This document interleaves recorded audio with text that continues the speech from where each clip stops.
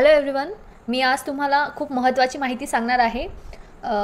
Nursing related जे GNM nurses आहेत, female GNM nurses ज्यांना GNMला ॲडमिशन घ्यायचं आहे त्यांच्यासाठी एक मोठी सुवर्ण संधी चालून आलेली आहे. म्हणजे गव्हर्नमेंट कॉलेजेसमध्ये ज्यांना GNM कंप्लीट करायचं आहे हे त्यांच्यासाठी आहे. हा व्हिडिओ शेवटपर्यंत नक्की बघा, तुमच्या भरपूर उपयोगाचा आहे हा व्हिडिओ. तर सर्वात अगोदर तुम्हाला जायचं आहे तुमच्या क्रोममध्ये किंवा ब्राउझरमध्ये. तिथे गेल्यावरती मी एक साईट टाकते, इथे ती साईट बघा तुम्ही. मी पेस्ट करणार आहे portal.mcgm.gov.in ही साईट आहे. ही साईट तुम्ही टाईप करून टाकली तरी ही लिंक ओपन होणार. मी इथे पेस्ट केलेली आहे. मी आता ओपन करते. ओपन केल्यावरती तुमचं जे होम पेज आहे ते अशा प्रकारे येणार आहे. Greater Mumbai municipal corporation of greater Mumbai.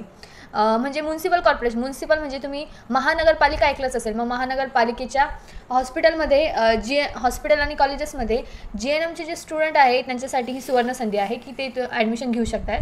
मग आता याच्यामध्ये तुम्हाला जायचं आहे. वरती एक ब्लॅक लाईन आहे, त्याच्यामध्ये बघा होम पेज आहे. सेकंड आहे ग्रेटर अबाउट, देन थर्ड आहे सर्व्हिसेस आणि फोर्थ जे आहे ऑनलाईन सर्व्हिसेस. मग आता तुम्हाला ऑनलाईन सर्व्हिसेसवरती क्लिक करायचं आहे.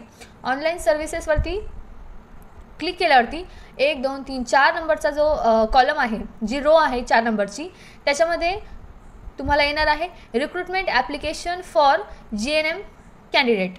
तुम्हाला आता ती जी रो आहे ती लाल झालेली दिसेल. तुम्ही त्याच्यावरती क्लिक करायची आहे. क्लिक केल्यावरती अगेन तुमचं जे पेज आहे ते असं ओपन होणार आहे, तुम्हाला असं दिसणार आहे. तर त्याच्यामध्ये काय आहे, recruitment application for GNM candidates. खाली जी काळ्या कलरची लाईन आहे त्याच्या पुढे आहे अप्लाय हिअर म्हणजे ते जे ॲप्लिकेशन आहे त्यासाठी तुम्हाला इथे क्लिक करायचं आहे. अजून महत्त्वाचं, तुम्हाला याच्याबद्दल माहिती हवी असेल तर खाली ॲडव्हर्टाइजमेंट आहे, इन्फॉर्मेशन ब्राउचर आहे आणि शेड्यूल आहे ॲडमिशन प्रोसेसचं. ते तुम्ही बघू शकताय. ते दोन्ही पण लँग्वेजमधनं तुम्हाला दिलं आहे. तुम्हाला ज्या लँग्वेजमधनं कम्फर्टेबल आहे तुम्ही त्या लँग्वेजमधनं बघू शकताय. इंग्लिश आणि मराठी लँग्वेज आहे इथे. तर ॲडव्हर्टाइजमेंट ऑफ कोर्स म्हणजे याची जी ॲड आहे ती पहिल्यांदा ॲड आहे ती.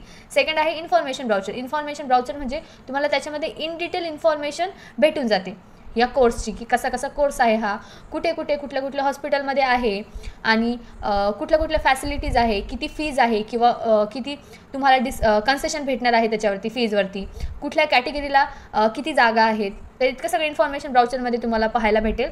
नेक्स्ट आहे schedule of admission process. Schedule म्हणजे काय, की ही जी ॲडमिशन प्रोसेस आहे किंवा ह्या जागा भरणार आहे स्टुडंटच्या, मग त्या स्टुडंटनी कुठल्या तारखेला किंवा कुठल्या मंथला टेंटेटिव्ह जी डेट असेल त्याला प्रोसेस स्टार्ट होईल. आणि शेवटचं पब्लिकेशन फोटो म्हणजे हे त्यांचे फोटो असणार आहेत अगोदरचे किंवा रिसेंटचे. आपल्याला इम्पॉर्टंट आहे इन्फॉर्मेशन ब्राउचर, आपण ते बघूयात. मग आपण ते मराठीतनं बघूयात. त्याच्यावरती क्लिक करायचं आहे, इन्फॉर्मेशन ब्राउचर इन मराठी याच्यावरती तुम्हाला क्लिक करायचं आहे. क्लिक केल्यावरती तुमची ती जी PDF आहे ती डाउनलोड होणार आहे. ती PDF ओपन करायची आहे. इथे दिले आहे बृहन्मुंबई महानगरपालिका सामान्य परिचर्या व प्रसूतीशास्त्र अभ्यासक्रम म्हणजे GNM हे 3 वर्षांचा असतं. आणि हा जो कोर्स आहे तो फक्त महिला उमेदवारांसाठी आहे, म्हणजे फक्त हा लेडीजसाठी आहे.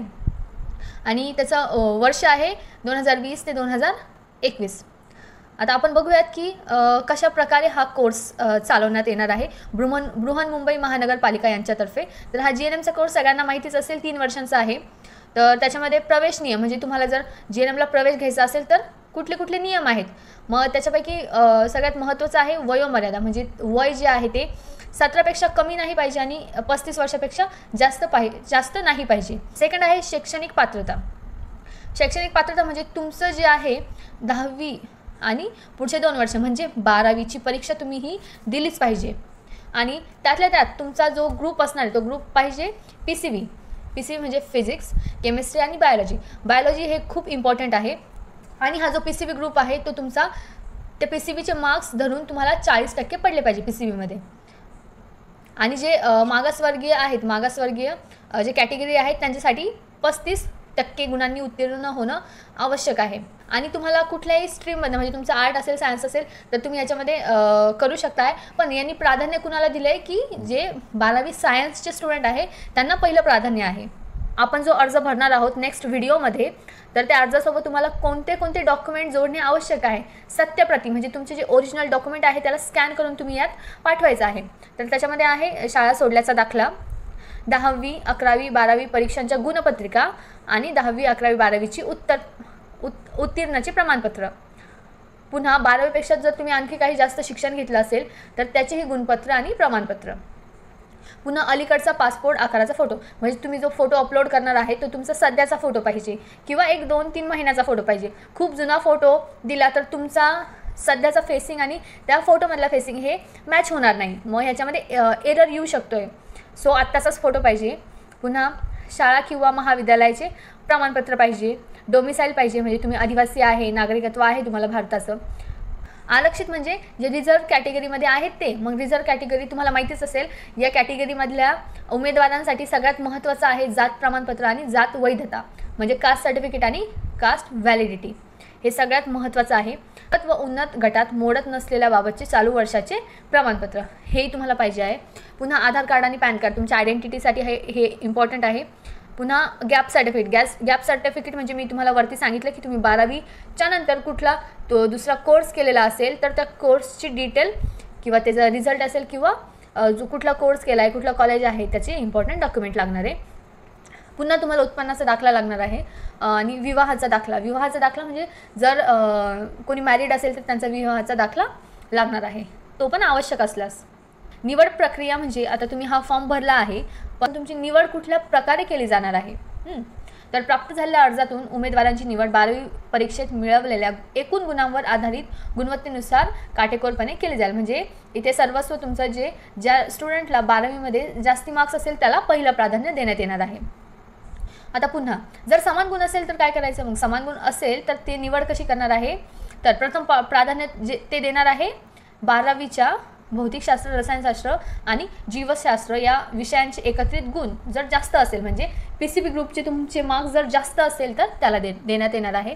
द्वितीय प्राधान्य हे 12वीमध्ये PCB ग्रुप जो आहे, PCB आणि इंग्लिश, आता इथे सेकंड प्राधान्य ते देणार आहे, त्याच्यामध्ये ॲड करणार आहे इंग्लिशचा विषय. मग ते 4 सब्जेक्ट धरून जर तुम्हाला जास्त गुण असेल तर त्याला द्वितीय प्राधान्य आहे.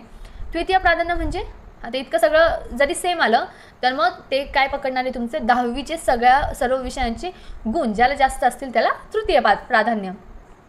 आणि वरील सर्व अटी राखीव जागांवरील उमेदवाराच्या निवडीसाठीही लागू राहतील. म्हणजे जे राखीव कॅटेगरीमध्ये आहेत त्यांच्यासाठी हे सेम रूल्स आहेत, म्हणजे सगळ्यांसाठी सेम रूल आहेत. मागासवर्गीय उमेदवारांसाठी जे आरक्षण आहे ते खालीलप्रमाणे आहे. ज्या अनुसूचित जाती आहेत त्यांना आरक्षण आहे 13%. 74% जागा आहेत, तर 74% जागांमधल्या 13% जागा अनुसूचित जातींसाठी आहे. अनुसूचित जमातींसाठी आहे 7% जागा. विमुक्त जातीसाठी आहे 3% जागा. भटक्या जमातीसाठी आहे 2.50%. भटक्या जमाती क दिलं आहे त्यांनी त्यासाठी आहे 3.50%. भटक्या जमाती ड यासाठी आहे 2%. इतर मागासवर्गासाठी आहे 19%. विशेष मागास प्रवर्गांसाठी आहे 2%. सामाजिक आणि शैक्षणिक मागासवर्ग म्हणजे SC-BC साठी आहे 12%. आणि आर्थिकदृष्ट्या दुर्बल घटक म्हणजे EWS यांच्यासाठी आहे 10%. टोटल आहेत 74%.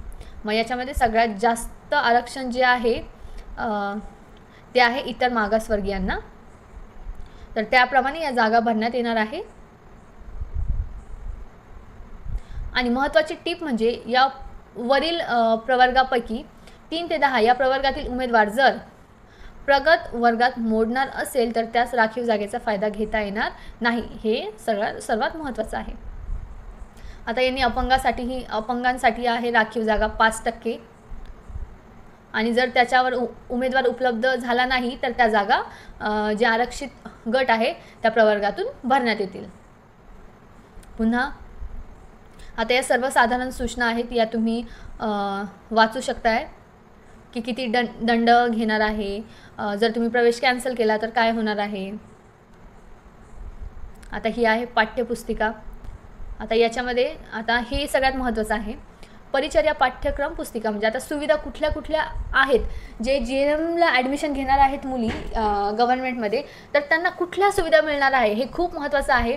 तर पाठ्यवेतन म्हणजे काय की त्या स्टुडंट पिरियडमध्ये असतानाही त्यांना काय भेटणार आहे, त्यांना पैसे भेटणार आहे. आपण त्याला स्टायपेंड बोलतो. मग तो स्टायपेंड भेटणार आहे 340 रुपये हा गणवेश भत्ता आहे आणि धुलाई भत्ता आहे 150 रुपये. याप्रमाणे यांची टोटल मिळून ते पैसे भेटणार आहे. आता खाली बघूया शारीरिक तपासणी. विद्यार्थिनींची वार्षिक शारीरिक तपासणी करण्यात येईल. जरूरत असल्यास त्यांना लस पण टोचण्यात येईल आणि आजारी पडल्यास संबंधित रुग्णालयात त्यांच्यावर इलाजही करण्यात येईल. ही झालं, हे खूप महत्त्वाचं आहे. हेल्थ ही सगळ्यात इम्पॉर्टंट आहे, त्याचीही त्यांनी सुविधा इथे दिलेली आहे. खर्च म्हणजे तुम्हाला खर्च किती येणार आहे त्याच्या अगोदर आपण वाचू. खाली काय दिले त्यांनी की वरील खर्चात बदल होण्याची शक्यता असून तो स्वतः विद्यार्थिनींना करायचा आहे आणि यशस्वीरित्या प्रशिक्षण अभ्यासक्रम पूर्ण केल्यानंतर विद्यार्थी परिचारिकांना मुक्त करण्यात येईल आणि कोणत्याही बृहन्मुंबई पालिकेतील नोकरीची हमी दिली जाणार नाही. म्हणजे यांनी काय दिले की तुमचं जे सगळं शिक्षण आहे ते बृहन्मुंबईचे जे हॉस्पिटल आणि कॉलेज आहे तिथे होणार आहे, परंतु तुमचा जो कोर्स आहे तो कंप्लीट झाल्यानंतर तुम्हाला हे जे बृहन्मुंबई महानगरपालिका आहे ती नोकरीची हमी देणार नाही आहे. हे सर्वात महत्त्वाचं आहे. पण जर बघितलं तर GNM आणि जे BSc नर्सेस आहे म्हणजे नर्सिंगला जॉब हा कुठे नाही असं कधी झालेलंच नाही. नर्सिंगला खूप जास्त डिमांड आहे आणि खूप इझिली जॉब अवेलेबल होतो आणि नर्सेसची डिमांड पण खूप आता वाढलेली आहे. या करोनामुळे भरपूर सारे रोग विषाणू येत आहेत. तर माझं तर असं प्रामाणिक मत आहे की तुम्ही हा कोर्स करा बृहन्मुंबईचा, तुम्हाला नंतर खूप फायदा होईल. आणि जेव्हा तुम्हाला घेतलं जातं कामावरती हॉस्पिटलमध्ये कोर्स झाल्यानंतर, तेव्हा हेही लक्षात घेतलं जातं की तुम्ही कुठून पासआउट झालेले आहेत. तुम्ही इतक्या चांगल्या हॉस्पिटलमधून बृहन्मुंबईच्या कॉलेजेसमधून जर पासआउट झाले असाल तर नक्कीच तुम्हाला पहिलं प्राधान्य दिलं जाईल. तर आपण आता बघूयात की खर्च कसा आहे. खर्च आहे गणवेशचा खर्च आहे 7,000 रुपये. हा प्रतिवर्षीचा खर्च मी सांगत आहे सगळा. गणवेश प्रत्येक वर्षाला आहे 7,000 रुपये. पुस्तक आहे 4,000 रुपये. साहित्य सामुग्री आहे 1,500 रुपये. वसतिगृह अनामत रक्कम आहे 2,420 रुपये. विद्यार्थी परिचारिका कल्याण निधी तो आहे 3,500 रुपये. परीक्षा शुल्क आहे 3,500 रुपये. संगणकीय शिक्षण आहे 1,500 रुपये. इंग्रजी भाषा विषय आहे तो आहे 500 रुपये. सामाजिक अनुभव आहे त्याला आहे 1,500 रुपये आणि इतर खर्च तुमचा येणार आहे 3,000 रुपये. खूपच कमी खर्चामध्ये तुमचं जे गव्हर्नमेंटचं किंवा बृहन्मुंबईचं GNMचा जो कोर्स आहे तो तुमचा कंप्लीट होणार आहे. आणि हे लक्षात ठेवा की तुम्हाला स्टायपेंडही आहे महिन्याला, म्हणजे तुम्ही तुमचा जो खर्च आहे तो स्वतः पूर्ण करू शकताय. आता हा प्रशिक्षण कार्यक्रम म्हणजे तुम्हाला कुठले विषय असणार आहे प्रथम वर्षाला, द्वितीय वर्षाला, तृतीय वर्षाला आणि त्याचे किती तास असणार आहेत या सर्वांची माहिती इथे दिलेली आहे. तुम्ही ती बघू शकता, सर्व व्यवस्थितपणे दिलेलं आहे. आता आपण बघूयात की फॉर्म कसा भरायचा. आता मी बॅक जाते आहे. आता आपण फॉर्म भरूयात. Click to apply for recruitment application for GNM candidate. Apply here सांगितले. या पर्पल कलरवरती तुम्हाला काय करायचं आहे, क्लिक करायचं आहे. क्लिक केल्यावरती तुमचं ॲप्लिकेशन आहे ते ओपन होणार आहे. ॲप्लिकेशन ओपन होणार आहे. तर आता इथे दिले आहे पर्सनल डिटेल ऑफ स्टुडंट. मी हे झूम कमी करते याचं. तर फर्स्ट नेम, आता हे लक्षात ठेवा की तुम्हाला जे पण ऑप्शन आहेत, आता फर्स्ट नेम त्याच्यावरती आहे रेड कलरची चांदणी म्हणजे रेड स्टार. जिथे जिथे रेड स्टार असेल ते तुम्हाला कंपल्सरी भरायचंच आहे. तुम्ही जर हे रिक्त सोडलं तर तुमचा हा फॉर्म आहे तो ॲक्सेप्ट होणार नाही. मग तुमचं फर्स्ट नेम टाकायचं आहे, तुमचं लास्ट नेम टाकायचं आहे, पुन्हा तुमचं वडिलांचं नाव टाकायचं आहे, आईचं नाव टाकायचं आहे, तुमचं डेट ऑफ बर्थ येणार आहे इथे, पुन्हा तुमचा मरायटल स्टेटस येणार आहे. मॅरिड असेल तर मॅरिड तुम्ही इथे सिलेक्ट करू शकता. तुमच्याकडे जर ईमेल ID नसेल तर तुम्ही तो बनवून घ्या. त्याच्यानंतर आहे आधार नंबर. आधार कार्ड तर सगळ्यांकडेच आहे आणि ती गरज आहे आत्ताची. आपलं आधार म्हणजे आपली ओळख आहे, तो नंबर टाकायचा आहे. नंतर आहे पॅन कार्ड. पॅन कार्ड हे मॅन्डेटरी नाही, जर पॅन कार्ड नसेल कुणाकडे तर नाही टाकलं तरी चालेल. आता खाली दिलं आहे एनी डिसॅबिलिटीज म्हणजे विशेष गरजा असलेले आहे का. विशेष गरजा असलेले असेल तर होय बोला, नसेल तर नाही बोला. आता खाली दिलं आहे ऑक्युपेशन ऑफ फादर, हजबंड आणि गार्डियन म्हणजे तुमचे जे गार्डियन आहे, म्हणजे तुम्ही अनमॅरिड असेल तर फादरचं टाका, मॅरिड असेल तर हजबंडचं टाका. मग काय टाकायचं ऑक्युपेशन म्हणजे ते गव्हर्नमेंट सर्वंट आहे की सेमी गव्हर्नमेंट आहे, की त्यांचा प्रायव्हेट जॉब किंवा बिझनेस असेल, ते सेल्फ एम्प्लॉईड असेल किंवा ते ॲग्रिकल्चर म्हणजे शेतीमध्ये असेल किंवा याच्यापैकी कुठलेही नसेल तर तुम्ही ऑदर्सवरती क्लिक करू शकताय, सिलेक्ट करू शकताय. त्यानंतर आहे बघा इथे लँग्वेज म्हणजे तुम्हाला कुठल्या लँग्वेज येतात. मग 3 लँग्वेज दिला आहे याच्यामध्ये त्यांनी, इंग्लिश, मराठी आणि हिंदी. मग पुढे दिले रीड, राईट, अंडरस्टँड. तुम्हाला जर इंग्लिश रीड करता येत असेल तर तुम्ही त्याच्यावरती क्लिक करा. तुम्हाला राईटही करता येत असेल तर तुम्ही त्याच्यावरती क्लिक करा. तुम्हाला अंडरस्टँडही होत असेल तर त्याच्यावरती क्लिक करा. आता मराठी काहींना वाचता येत नसेल तर त्याच्यावरती क्लिक नाही करायचं. राईट करता येत असेल तर क्लिक करा. म्हणजे मी हे फॉर एक्झाम्पल सांगितले तुम्हाला. आणि त्या व्यतिरिक्तही तुम्हाला जर दुसरी कुठली लँग्वेज येत असेल असेल तर उत्तमच, मग इथे त्या लँग्वेज मेन्शन करायचं, टाईप करायची इथे लँग्वेज ती, आणि सेम वाचता येते की लिहिता येते की समजते फक्त ते सांगायचं आहे.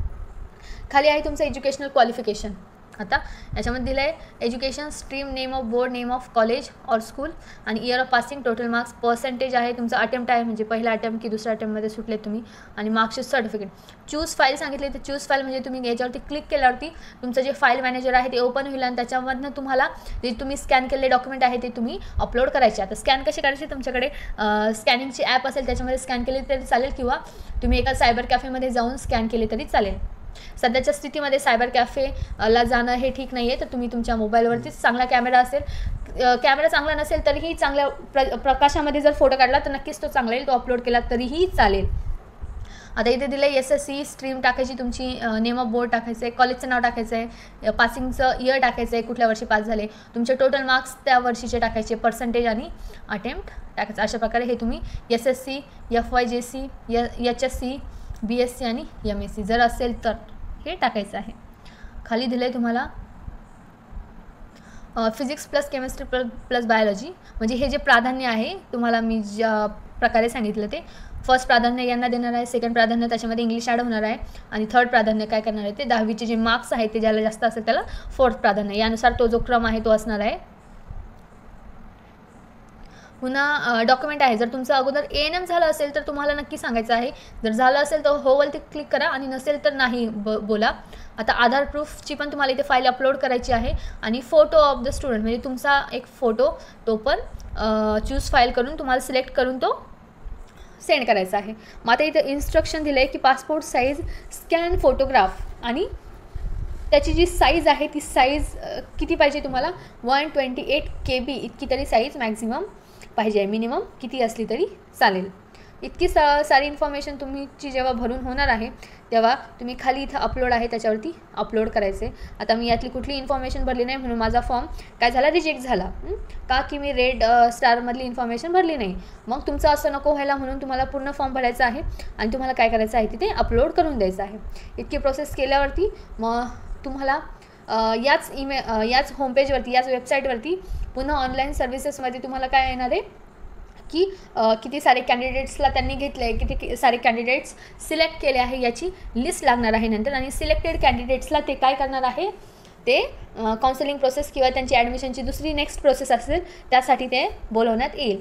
तर हा जो